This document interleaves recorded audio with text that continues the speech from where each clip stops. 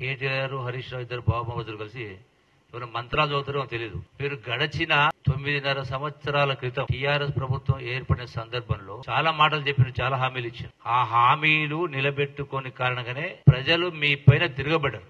ఆనాటి ప్రతిపక్షం కాంగ్రెస్ పార్టీ ఏదైనా మాట్లాడితే విమర్శిస్తే 2 ఏళ్ల పసిపిల్లగాడని మాట్లాడినారు, 2 సంవత్సరాల పసిపిల్లగాడని మాట్లాడినారు.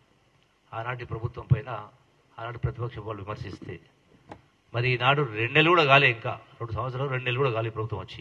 ఎందుకోసమని ప్రజలు మీ పైన తిరగబడ్డారు అంటే 9 ఏళ్ల క్రితం మరి గొప్పగా పుస్తకాలు చదివిన వాళ్ళు, మేధావులు, నిష్ణాతులు, అనర్గళంగా మాట్లాడేటోళ్ళు లెక్కలు రాక చెప్పినారు హామీలు. కాంగ్రెస్ ప్రభుత్వం ఇచ్చినటువంటి 6 గ్యారంటీలు ఏవైతే ఉన్నాయో 4,000 రూపాయలు పెన్షన్ ఇస్తామంటే మీరు 5,000 ఇస్తామన్నారు.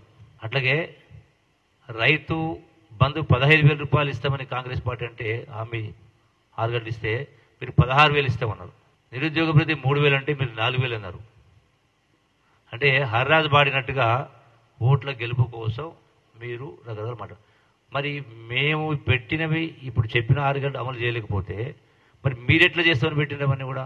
నేను హరీష్ రావు మాట్లాడుతూ చాలా గొప్ప ఆయన ఏమని కేసీఆర్ బంగారు పల్లెంలో పెట్టించినట కాంగ్రెస్ పార్టీకి అధికారం అంటే రాష్ట్ర ఖజానా. అంటే ఇంతకంటే జూటా మాటలు ఉన్నాయా? ఆనాడు ధనిక రాష్ట్రాన్ని మీ చేతులు అప్పచెప్తే మీరు ఆనాడు గతంలో మీ ప్రభుత్వం అంటే నేను కూడా ఉన్నా టీఆర్ఎస్లో సందర్భంలో లెక్కలు చెప్పిన 2 లక్షల కోట్ల అప్పు, 2,50,000 ఉంది, ఇంత లేదు అంత లేదు, 1,50,000 కోట్లు చెప్పుకుంటూ వచ్చారు.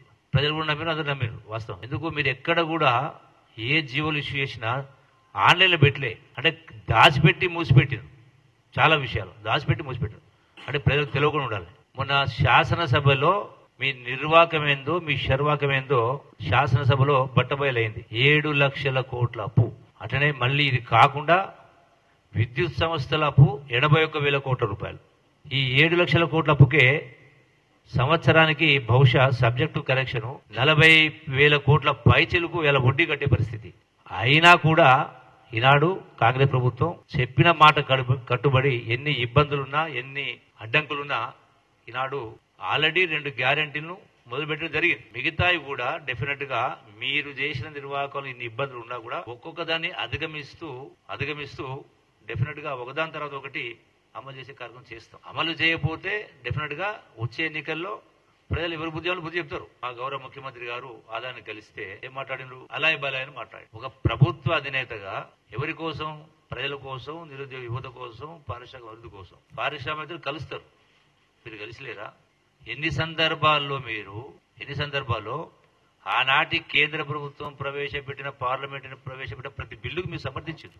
అది రైతు చట్టాలైనా, జీఎస్టీ అయినా, ఇంకోటైనా. ఇది నిరుద్యోగ యువత కోసం పెట్టుబడులు తీసుకొచ్చి ఉపాధి అవకాశాల కోసం, వ్యక్తిగతం కాదు కదా. అంటే రాజకీయం కోసం ఏది పడితే అది మాట్లాడతారా? వాస్తవంగా జూరాలైనా, కల్వకుర్తి లిఫ్ట్ అయినా, కేలైనా సరేనా కృష్ణాలో వాటర్ ఇన్ఫ్లోస్ లేవు, డెడ్ స్టేజ్కి వచ్చింది. ఇలా నీళ్ళు ఇవ్వాలని మాట్లాడుతున్నాం. గడిచిన 2022-23 సంవత్సరంలో శ్రీశైలంలో నీళ్లు ఉండి ఖరీఫ్కి వెళ్ళి రబీకి వెళ్ళే అంటే వరి వేస్తే ఊరి అని చెప్పి నీళ్లు కిందికి వదిలేసారు. నీళ్ళు ఇవ్వలేదు, వాటర్ ఉండి కూడా నీళ్లు ఉండి కూడా నీళ్లు ఇవ్వలేమో మీరు గొప్పవాళ్ళు. ఇలా నీళ్లు లేకున్నా 2వ పంట పడి అన్నారు, పంటకు నీళ్లు ఇవ్వాలంటావు. అంటే ఇదేనా మీ మేధావితనం? మీరు ఇంత గొప్ప రాష్ట్రాన్ని, మంచి రాష్ట్రాన్ని అప్పుల కుప్పగా చేసి ఇలా పరిపాలన వ్యవస్థ పూర్తిగా దుర్మార్గం జరిపింది. రేపు పార్లమెంట్ ఎన్నికల్లో డెఫినెట్ గా మహా వస్తే మీకు పూర్తిగా పక్క పెట్టకుండా 2-3 ఇస్తే ఇవ్వచ్చు ప్రజలు. అందుకే ఈ రోజున బీఆర్ఎస్ పార్టీని బతికించుకోవడం కోసం అంటే అంటగా అవుతా ఉన్నారు బీజేపీ.